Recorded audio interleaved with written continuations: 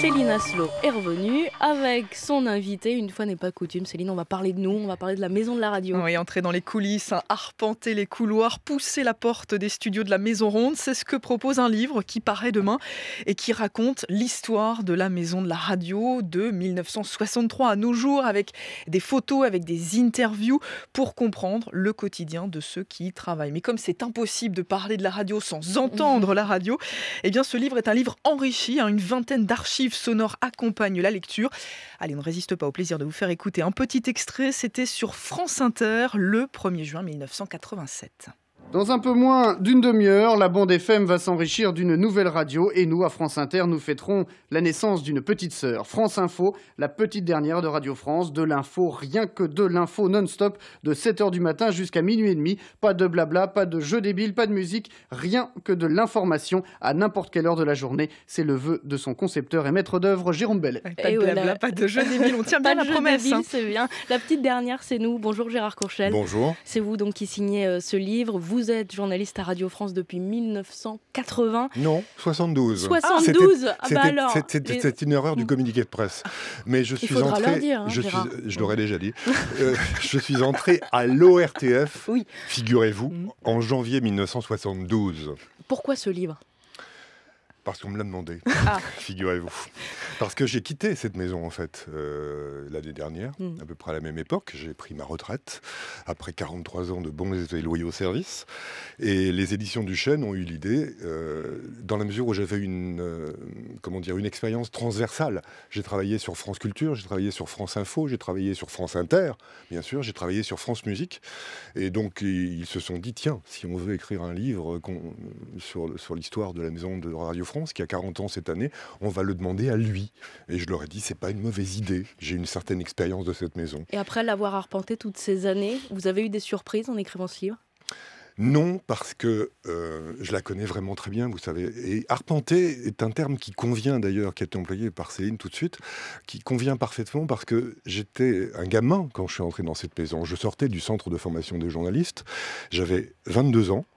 Et j'étais extrêmement curieux. C'est-à-dire que je ne suis pas resté confiné à la rédaction de France Culture, qui occupait un tout petit espace à l'époque.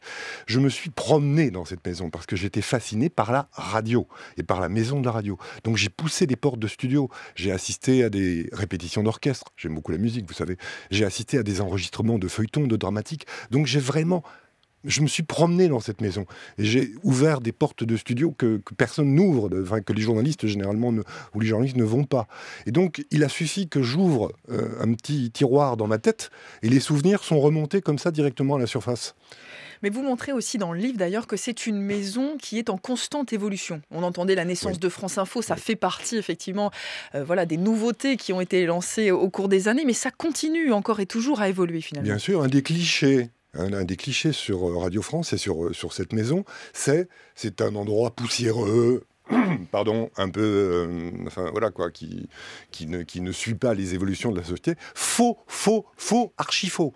Ça fait 40 ans que cette maison invente. Cette maison a inventé les radios locales. Cette maison a inventé France Info. Cette maison a inventé Move, etc. Sur le net, on est dominant. Dans le domaine du multimédia. Il suffit de regarder les sites de France Info, de France Culture, de France Inter. On n'arrête pas d'inventer. Mais vous pensez que ça intéresse les auditeurs de savoir ce qui se passe dans la maison de la radio ? La radio est chez les gens, il faut que les gens viennent aussi voir comment ça se passe chez nous. C'était un peu ça la promesse ? C'est pas seulement ce qui se passe à la maison de la radio. Vous aurez remarqué que je consacre un chapitre aux grands reportages. Les grands reporters sont des gens que j'admire beaucoup, sans doute parce que je ne l'ai pas été. Vous parlez de l'aristocratie des rédactions, en parlant des grands reporters. Voilà. Je parle aussi de Radio France hors les murs, quand nous nous projetons dans des opérations spéciales, de plus ou moins grande ampleur. Et je suis persuadé que les gens s'intéressent à ce qui se passe derrière, parce que j'ai fait 23 ans de matinale, en tout, sur 43 ans de carrière. J'aime pas beaucoup dire ça, mais... Et vous savez, la question qu'on m'a posée le plus souvent, et qui n'était que le début de la conversation, c'est « à quelle heure vous levez-vous » Et quand on avait posé la question « à quelle heure vous levez-vous » je répondais à 2h du matin. Ah bon, mais qu'est-ce que vous faites entre 2h et 8h? Je travaille. Et ils travaillent tous. Nous travaillons tous. On regarde pas, on compte pas les étoiles. Et j'ai voulu que ce livre soit destiné au plus large public possible qui se pose toutes ces questions. Et donc, on ne voit pas des photos officielles. Vous savez, les photographes de la maison nous photographient, font des portraits très jolis, très posés, etc. J'ai voulu qu'il n'y ait pas ces photos-là dans le livre, mais des photos de nous en studio et des photos de reporters sous la neige, dans des conditions de travail extrêmement difficiles. Et je dois dire que le peu de gens qui ne travaillent pas à la radio et qui ont déjà vu mon exemplaire du livre, puisque j'en ai un, moi, et il ne sort que demain, tous ces gens m'ont dit « Ah, mais c'est comme ça que vous travaillez? C'est comme ça que ça se passe par derrière ?» Eh bien oui, c'est comme ça que ça se passe par derrière. Et ça, c'est extrêmement intéressant. Pour tout le monde, je pense. Merci beaucoup, Gérard Courchel, d'être venu sur France Info, donc la petite dernière. C'était bien normal. Ce matin. Les coulisses de la radio aux éditions Chaîne Radio France, en vente, vous l'avez dit, à partir de demain. Et lisez-le parce que vous aurez même Céline Asselot en photo Pas que moi, Dieu dans merci. le livre et plein d'autres, bien sûr. À demain, Céline.